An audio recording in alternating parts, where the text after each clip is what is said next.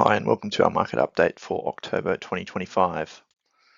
So in today's video, we're going to go through our outlook on economic conditions globally, which generally are pretty benign, or otherwise known as not too hot or not too cold. So that's certainly a good starting point.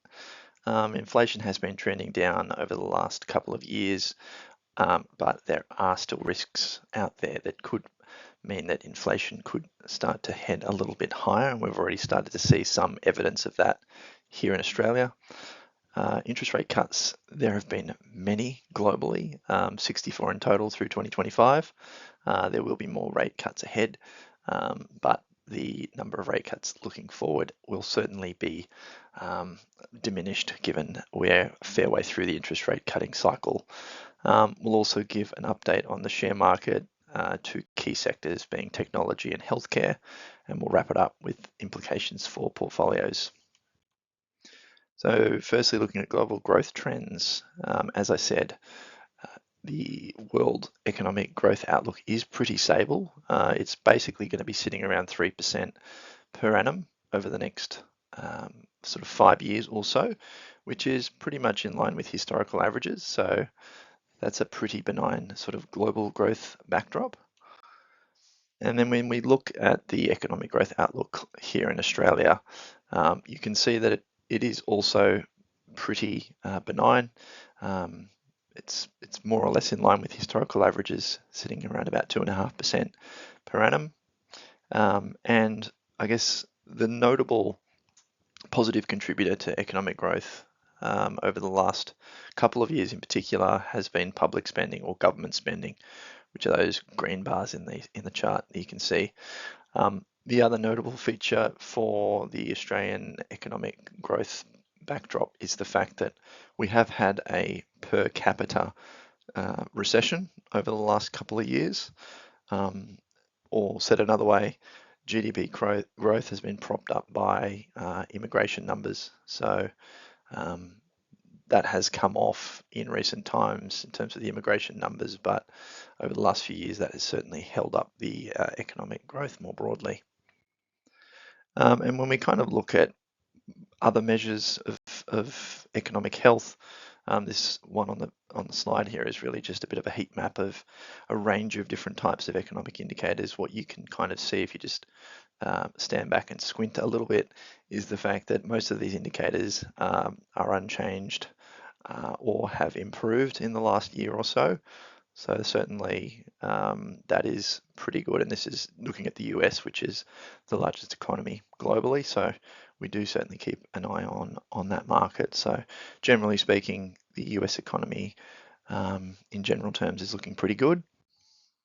And then when we turn our attention to inflation, as I said earlier, the trend over the last few years has been good. It's been coming down from those COVID peak levels, although in the last couple of readings we've seen inflation turn higher, and a big part of that has been components like electricity costs, which have risen quite a lot in the last year or so.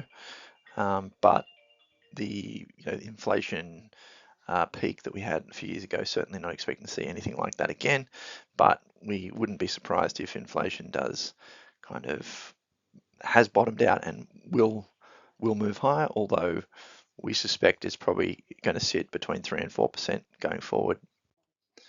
And then in terms of what that means for interest rates, it does mean that interest rates will likely come down again here in Australia over the course of the next 12 months. In the US, there are further interest rate cuts expected, and they've got more room to cut rates because they increase their interest rates more aggressively than we did here in Australia. So you can sort of see that in the chart on screen where the green line shows the US interest rate and interest rate expectations, which is the dashed lines. So future interest rates in the US are expected to come down below the level of interest rates here in Australia. So that may put some downward pressure on the US dollar, but we have seen the US dollar depreciate already in anticipation of that going forward.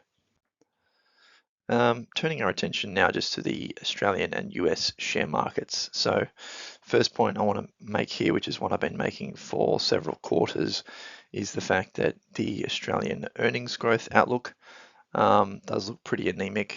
We're not expecting very much earnings growth here in Australia. And a big part of that is the fact that the banking sector here in Australia is only going to be growing at low single digits going forward. But in spite of that anemic growth, you can see that the share market itself, which is the blue line, has actually been moving towards new all-time highs. So that's not a particularly healthy setup. It means that valuations are quite extended. And unless we see the earnings outlook improve, we're a little bit cautious on the Australian Stock Exchange and listed stocks here in Australia at the large end of town. But in contrast, the US share market on the right, you can see that the earnings, which is the orange line, has been trending higher over the course of the last 12 months. A key reason for that is the investment trends in AI, which we'll talk more about shortly, have been very, very strong and supporting the largest components of the S&P 500. Companies like Microsoft, Nvidia, Alphabet, and Amazon, all benefiting from those investment trends. And that certainly does support the growth for the S&P 500 or the US share market generally going forward. And from a valuation perspective, there's no way of getting around it, but the US is expensive. It's historically expensive. But as long as those earnings growth trends remain intact, which we think they will, then that's not a cause for a huge amount of concern. But longer term, we are very mindful of the valuation situation, and that's why we're keeping a very close eye on the earnings outlook. So now we've just looked at the large cap picture. What I just wanted to spend a minute talking about is the small cap part of the market. And this is the Australian small cap index. And what you can see over the last 12 months or so, the small ordinaries index, which is the small cap index here in Australia, has outperformed the large cap quite considerably. It's actually caught up to the underperformance that it had previously.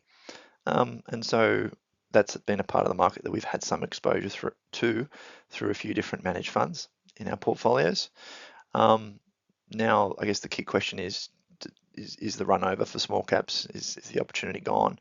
And we kind of look at the valuation setup for small caps, and the valuation of small caps relative to large caps is still actually pretty attractive. So even though small caps have done really well relative to large caps, we still think there's scope for small caps to continue to do well going forward. Now, I just wanted to spend a few minutes talking about the scope and scale of the AI investment boom that we're seeing at the moment. To put it in historical context, firstly, the AI boom has exceeded the tech boom of 2000 and the housing boom in 2007 or 2006, 2007 in the US as a proportion of the overall economic pie. So the AI boom that we're seeing right now and living through is historically significant in scale. And looking forwards, the chart on the right just shows the amount of capital investment that is expected to go into AI investment from the biggest tech companies in the world, being Microsoft, Amazon, and Meta as well. So significant capital investment has been made, and the projections are that that investment is actually only going to accelerate over the next few years. The other piece to think about with AI is user adoption of AI, and consistent with prior technology trends, the adoption time or the rate of adoption of AI has exceeded the prior generations of technology, being personal computer and mobile. So the time it took the PC to reach adoption by 800 million users was 25 years. For mobile, the same number of users took 10 years, and AI, it's only taken 3 years to reach the same number of users as those prior cycles. So what we're seeing is real demand for AI at the consumer level. Now, in terms of the productivity and profit boost that AI is giving the stock market, it's really being pronounced in the large technology end of town. So the Magnificent Seven, being those very large technology companies in the US, are seeing the biggest benefits from AI in terms of sales per employee, which is a productivity measure, but also at the bottom line, the profit line, and they're seeing a significant inflection in profit growth as a result of AI investment. And I guess following on from that, it's no surprise that these large technology companies in the S&P 500 who have benefited from productivity gains and profit growth have also seen the best share price performance over the last couple of years. And I guess the other thing to think about is valuations. And from a valuation metric, which is adjusted for the growth, what we've seen is that S&P 500 companies with AI-related revenue streams are actually pretty reasonably priced. In fact, they're actually slightly cheaper over the next 12 months relative to the S&P 500. And the reason they appear cheaper is, of course, because the growth that they're experiencing is a lot stronger than the broader market. And just to drive that home a little bit more fully, we can see over the next couple of years that the top 10 companies in the S&P 500 are growing their earnings at 21 and 17% respectively over the next 2 years, compared to 6 and 12% for the broader S&P 500. The other sector which has been a significant underperformer over the last couple of years has been the healthcare sector. Now, over the last 10 years, it's delivered around about 10% per annum growth in terms of share price growth, but over the last couple of years, it has been a big laggard. There have been a number of reasons for that. US tariffs are a big part of that, but also generally there is a big headwind to healthcare companies in the US as the US administration is looking to try and reduce healthcare costs to their consumers. So clearly, US and global healthcare providers have been caught in that crossfire. Now, the key thing that keeps us confident on this sector is the fact that the underlying earnings growth from these companies remains very strong, around about 10% per annum. And secondly, the valuations for these companies is actually a lot cheaper on a relative basis compared to the rest of the market. So we'll jump into some of those metrics on the next slide.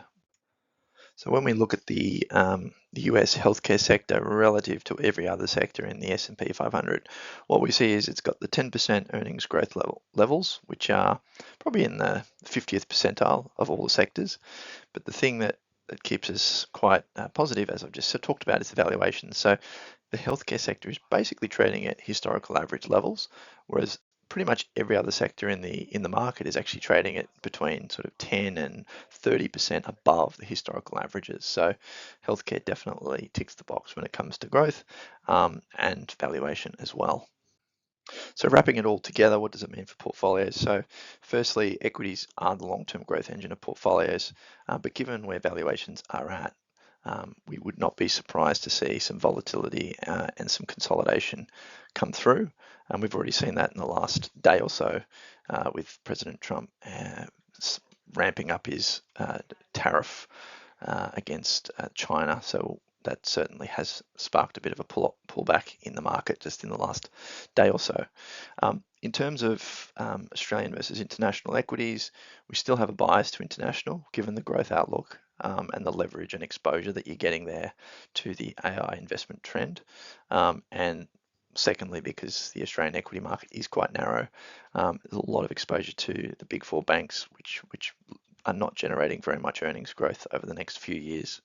And also the fact that valuations for the banks are at very high levels in general. AI we've talked a lot about already today, and the amount of capital that's pouring into that sector is only going to accelerate over the next few years. Healthcare is one of those more, I guess, quality value sectors, although it does have an element of growth to it as well, which we like. Defensive investments and fixed income, we haven't really talked about in today's video, but we have been big supporters of fixed income as an asset class that can generate between 6 and 8% per annum returns with pretty low capital volatility. So that certainly does remain a cornerstone part of portfolios, particularly in an environment where you have very expensive equity valuations. Cash is always helpful when you do have volatility episodes, but we don't want to be carrying too much cash because the opportunity cost is you can generate a better return in the equity market or in fixed income. And finally, portfolio rebalancing is actually a very simple tool to use, but also quite helpful. So when you do have a period where equity markets have run very, very hard, by simply taking some profits off the top and adding to some asset classes or investments that have been relative laggards, that actually does enhance portfolio returns long term. So we definitely are proponents for portfolio rebalancing. So thank you for your interest. Thanks for listening to today's recording. If you do have any questions, please reach out to your advisor.